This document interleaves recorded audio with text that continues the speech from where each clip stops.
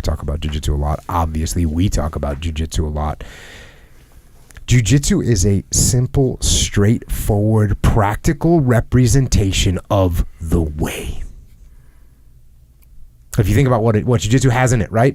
It has offense, it has defense, it has flanking, it has conservation of energy, it has deception, it has attack, it has concentration of effort, it has position, improving your position, it has maneuvering, it has placing baits and using feints, and always keeping your base and keeping your balance while at the same time trying to upset your opponents. Now, everything I just said, you could use that for combat, for tactical situations.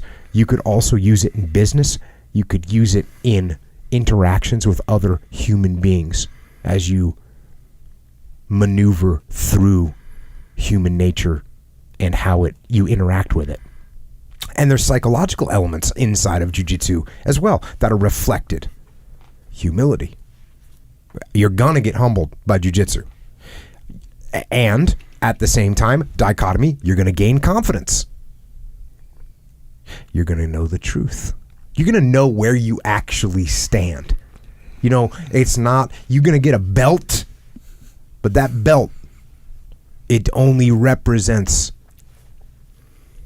it doesn't fully represent the reality of the situation. The reality of the situation is the truth. And in jiu-jitsu, you know the truth. You're going to be vulnerable. You're psychologically, you're going to learn about tenacity. You're going to have to have grit. You're going to have durability. You're going to have stability. And as I trained jiu-jitsu and I garnered a better understanding of jiu-jitsu, I started to have a better understanding of the way. And as I learned the way on the mats, the way revealed itself in combat. It revealed itself in leadership, in human nature, and in life. Because I talk about this as well, as you understand things from different angles, right? So when you learn the way in different disciplines, you start to see it from different angles, and eventually I came to understand the way broadly. And now I do see it in everything. And this is another thing. The more I see it in everything, the more I see it in everything. So, understanding the way, like I said, a lot of it had to do with this thread. And I talked about it when we talked about judo. I talked about how jiu-jitsu was the thing that I started to see a connective thread between these different disciplines. And a lot of it, my understanding of jiu-jitsu helped me in every other aspect. And a lot of in fact, the vast majority of my understanding of jiu-jitsu comes from one person. And the person I was lucky enough to learn from is a pioneer of the sport, considered by many people to be one of the greatest grapplers ever. He's a practitioner that actually revolutionized the sport of jiu-jitsu and grappling, and his influence is still evident today. World champion multiple times over, also a mixed martial arts fighter who has faced some of the best in the world in some of the biggest arenas in that sport, and someone who I have trained on the mats of justice with for over 20 years. And who's been a close friend of mine that whole time, through many ups and downs, through victories and defeats, through struggles of life on and off the mat. Master of jiu-jitsu, and more important, a friend of mine, my brother, Dean Lister. Judo versus wrestling, kickboxing or boxing. There's different sports. They're related. They're similar. There's a lot of mechanical similarities. So Ogi is better for, it does help you to get a tighter style, but if you're listen, yeah. If you're going to be doing no-gi, and I know some, I don't know if anyone watching knows the significance of this. A wrestler knows right away, this is wrong. This is the gable grip. Mm-hmm. This is the S grip. They're fine. This is the BS grip. It doesn't work. A lot of world champions that only train, they're all over sleeve and belt. They grab like this because they're taught to rely upon the uniform. So if you rely upon the uniform and you don't have the uniform, now 80% of your tools are gone. So I think it's good to do both. It's normal to prefer one over the other, but don't discount. No-gi is more technical and faster in the transitions. Absolutely. And the fact that you can slip out of something easier means I had to transition to the next move faster. But gi has more options. I have mini chokes I can do. I can grab my own belt, wrap it around your wrist. You can't do that without gi. So that's only so. Some people say gi is more technical, but I don't believe that it's more technical. Different. There might be, I guess. No, I was going to say maybe there's more techniques, but there's not. It's equal. I just think they're equal. Yeah. And they're equal and technical because to hold someone down with the gi is a lot easier. You get someone across side with the gi, like you're going to hold them down. You get across side with someone with no gi, it's a lot harder to hold them down because there's nothing to hold on to. Yeah. And so it makes it harder. That's why I think no gi makes your offense better. Gi makes your defense better that makes because sense. it's harder to slip out of things. If you're in a submission with gi, it's hard to slip out of it. You can get lucky. It's really hard. You're not really going to slip out of things. Also, if you train with wrestling shoes, it's different. With the fatigues, it's different. Yeah. Training with the Marines, with the team guys, or I train the police, whatever, down in Brazil as well. I mean, they train like how they're on duty, Yeah. So having someone with fatigues on, you still call them fatigues? Or no? Yeah, I usually just call them camis. Camis. That's cute. Sorry, dude. That's what I called them. I'm not trying to. Camis.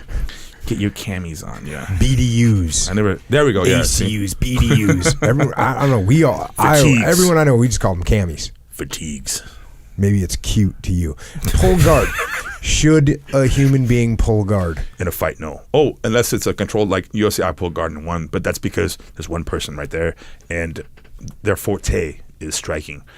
And towards the end of my career, people wouldn't fall for that. They just get the hell away from me. But I've won a few fights where even one, the guy was across side on top, and he could have just got away from me, but he proceeded to attack me, and then I reversed and triangle arm locked. It was James Lee is my friend now.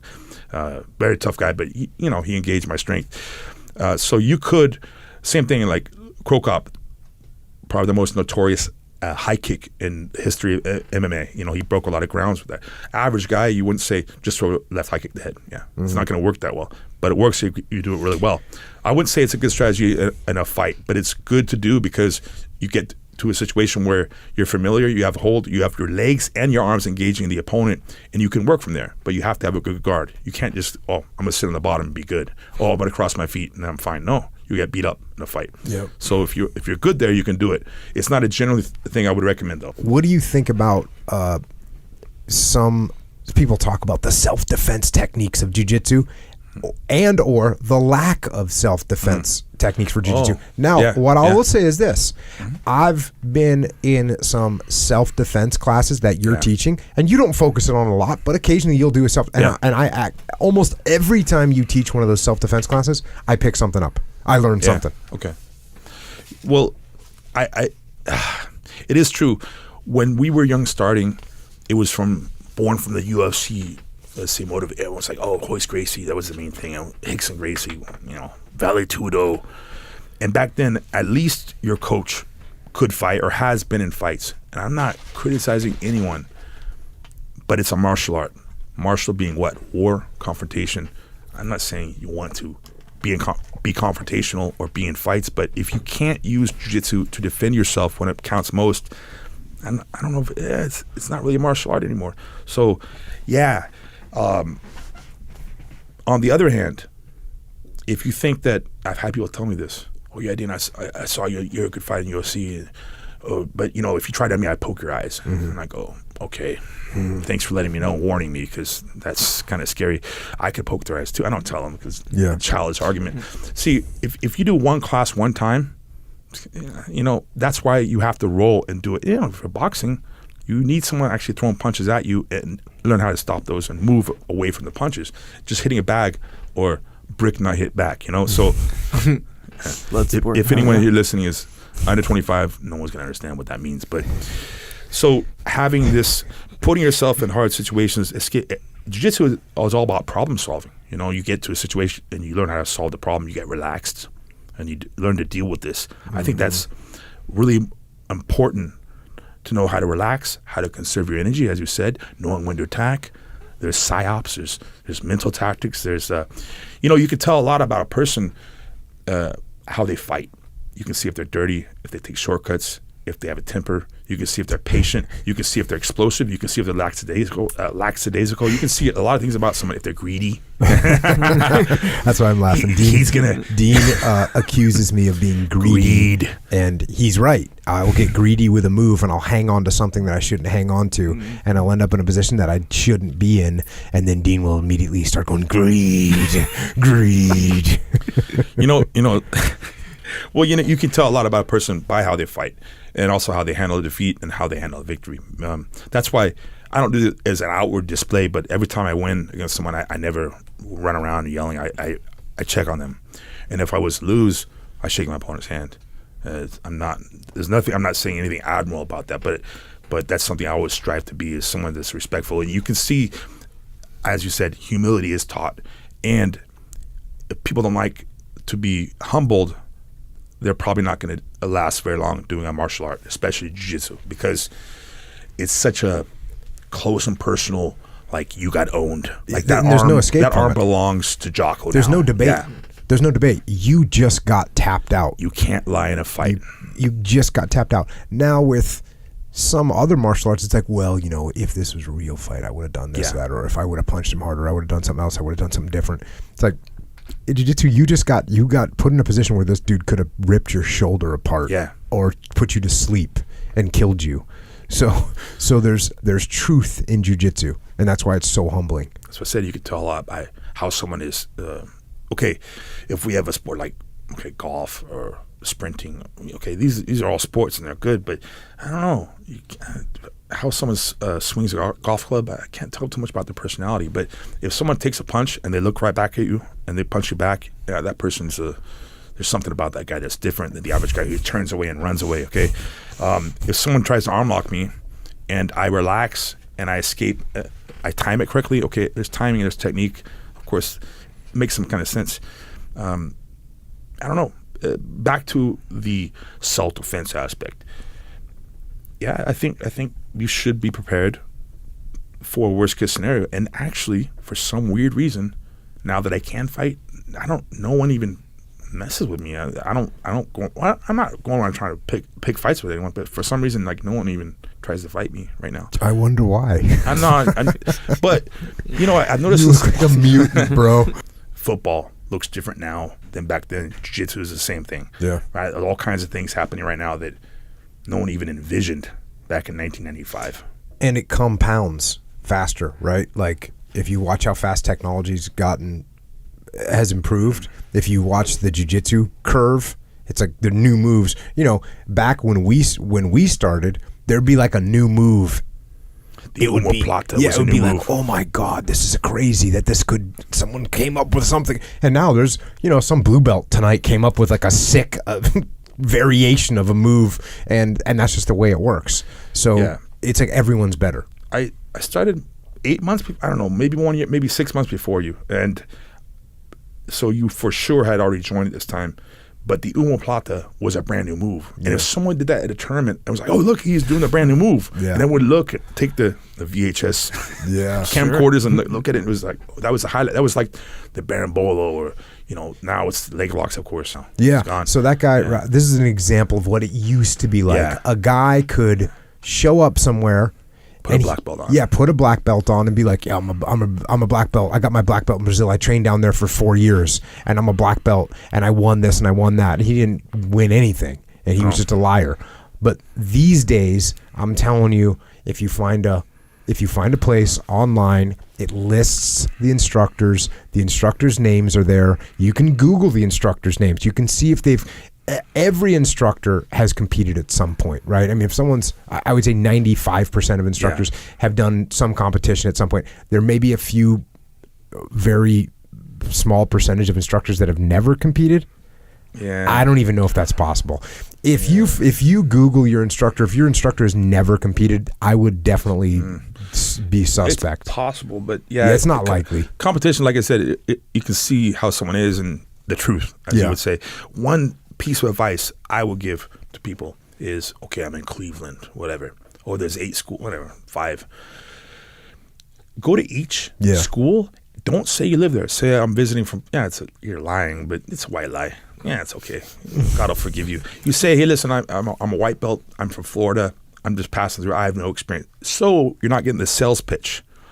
You know, the instructor's representative, not his real self, is they're trying to impress you, so you sign a contract. Signing a contract is okay, but if you believe in the instructor, you like what he's saying, you like the environment, because then as a visitor, you're going to see like this person's not trying to sell me something.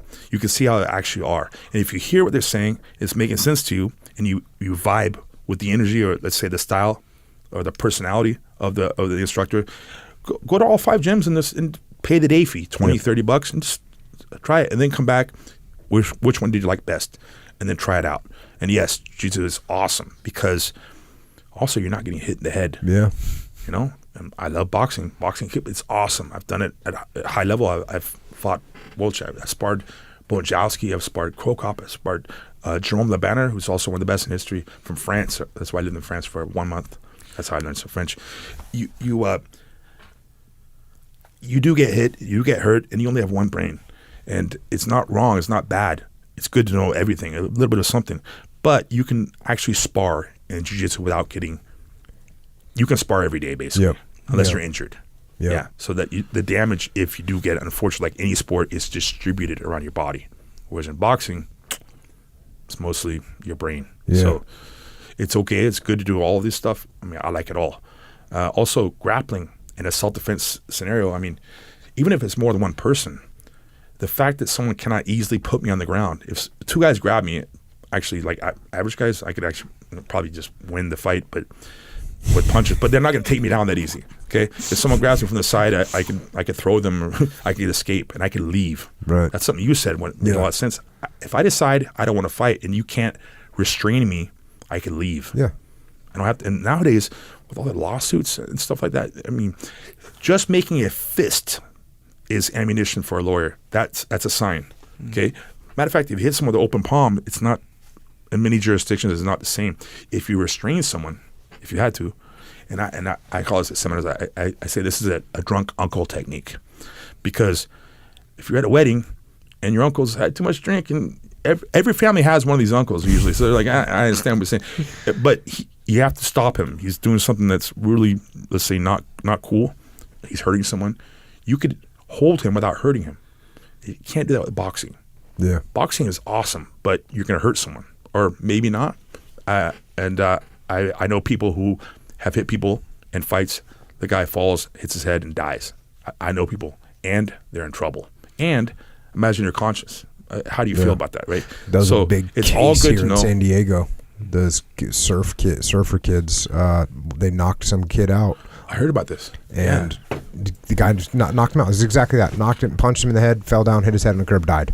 And the dude, went to prison. That's whatever, manslaughter or murder.